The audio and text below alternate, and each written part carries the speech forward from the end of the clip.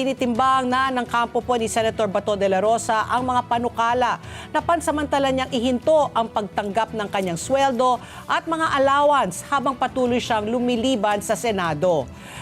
Si Senate Ethics Committee Chairperson Senator J.V. Ejercito ang nagmungkahi po na voluntaryong ihinto na ni Senator Bato de la Rosa ang pagtanggap ng sweldo at mga allowance bilang senador.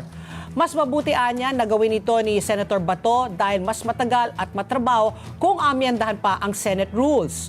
Kung sa sang-ayon anya si Senator Bato, matatapos ang ethics complaint laban dito. Ayon din po kay Senator J.V. Ejercito, may natanggap silang impormasyon na pinag-uusapan na ito ng kanyang kampo. Mula November 2025 ay hindi na nagpakita si Senator Bato sa Senado. Ito'y matapos lumabas ang balita na malapit nang maglabas ang International Criminal Court ng warrant laban sa kanya. Samantala, sinabi po ni Senator Alan Peter Cayetano na nais po ni Senator Bato de la Rosa na makabalik sa Senado para tuparin ang kanyang mga responsibilidad, pero napipigilan siya dahil sa mga banta laban sa kanya kaugnay po sa sinasabing warrant of arrest mula sa International Criminal Court.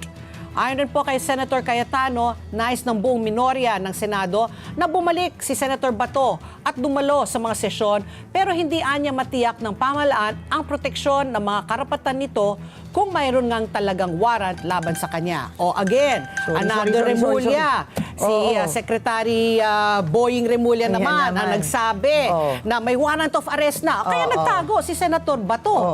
Di ba? Ayan, kung hihiling nyo magpa-press release.